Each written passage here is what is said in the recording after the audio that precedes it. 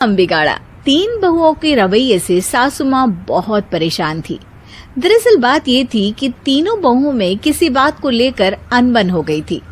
तब से ही तीनों एक दूसरे से मुंह फुलाए रहती थी। ना कोई सीधे मुंह किसी से बात करती, ना किसी का कहना मानती। पड़ोसी भी इस बात को जानते थे और जाने कैसे कैसे बातें भी करते। इसीलिए सासू माँ ने तीनों बहुओं को तुरंत अपने कमरे में बुलाया। मैं कई दिनों से देख रही हूँ, तुम तीनों अलग अलग सारे काम कर रही हो। ये सब नहीं चलेगा, तीनों को मिलकर ही काम करना पड़ेगा। सास की बात सुनकर एकदम से बड़ी बहू बोल उठती है। नहीं मम्मी जी, मैं इन दोनों के साथ कुछ नहीं कर सकती। मैं इस घर की बड़ी बहू हूँ, फिर भी ये मेरा कहना बिल्कुल भी नहीं मानती। अरे जेठानी जी, जानबूझकर मुझे डबल काम करवाती है आप। और छोटी मुझसे टेढ़े मुंह ही बात करती है। इन दोनों के बीच हमेशा सैंडविच बन जाती है मेरी, और मैं हमेशा आलू की तरह बीच में मसली जाती हूँ। मम्मी जी, इन दोनों को लगता है कि मैं छोटी हूँ तो इनके पैरों तले दब जाऊंगी, लेकिन नहीं, मेरा भी उतना ही अधिकार है जितना इन दोनों का है। बड़ी आई दोनों मेरी चुगली करने के लिए, मुझे क्या कम समझ रखा है।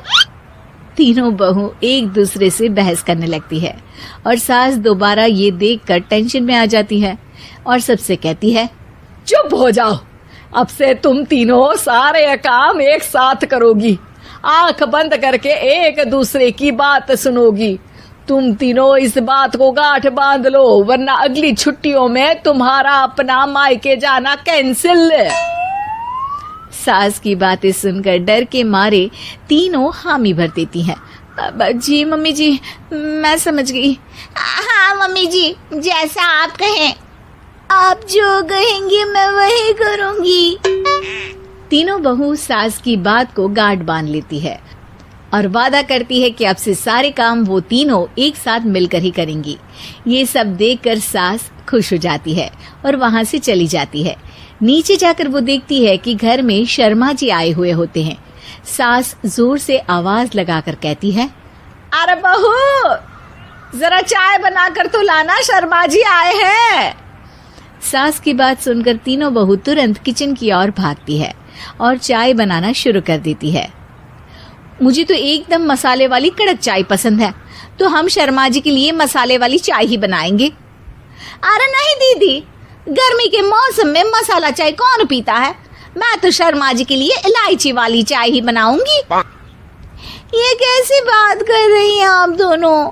मेरी मम्मी ने सिखाया है कि मेहमान को ज्यादा दूध और शक्कर वाली चाय देनी चाहिए, वरना वो घर वालों को कंजूस समझते हैं।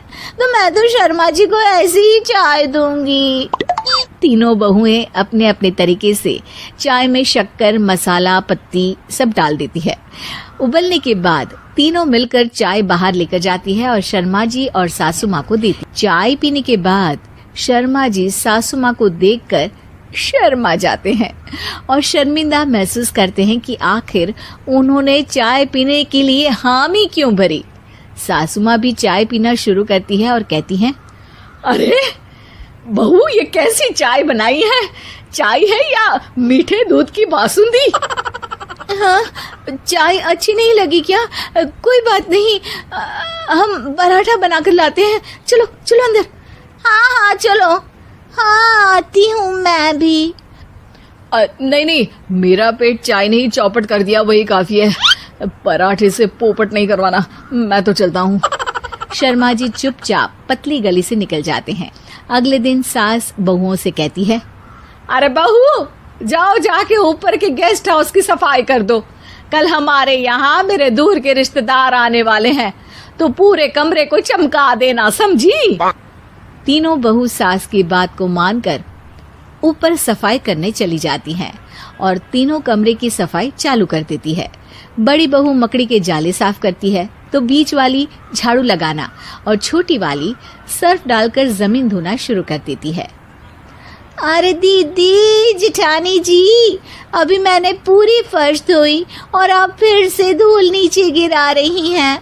और मछली जेठानी जी, आप बिना झाड़ू की धूल यहाँ छटक रही हैं। अरे तीनों को साफ करना है, एक साथ सफाई करते हैं ना। अरे वही तो, हम साथ साथ हैं, घर साफ साफ है। तीनों बहू ऐसे ही काम में उलझ जाती है और 2 घंटे तक एक ही कमरे की सफाई करती रहती है। बहुत देर से अपनी बहुओं को ना देखने के कारण सास ऊपर कमरे में उन्हें देखने जाती है, लेकिन कमरे में घुसती ही वो गीली फर्श पर फिसलने के कारण नीचे गिर जाती है। ओरी मोरी मैया, हड्डी मरोड़ के रख दी। आए मेरी तो कमर ही टूट गई रे। तीनों बहुएं सास को उठाती हैं और बिस्तर पर सुला देती है। अरे मेरे हाथ पैर दर्द कर रहे हैं, दबा दो, आराम मिलेगा। हाँ जी माँ जी। अरे जी माँ जी, जी माँ जी।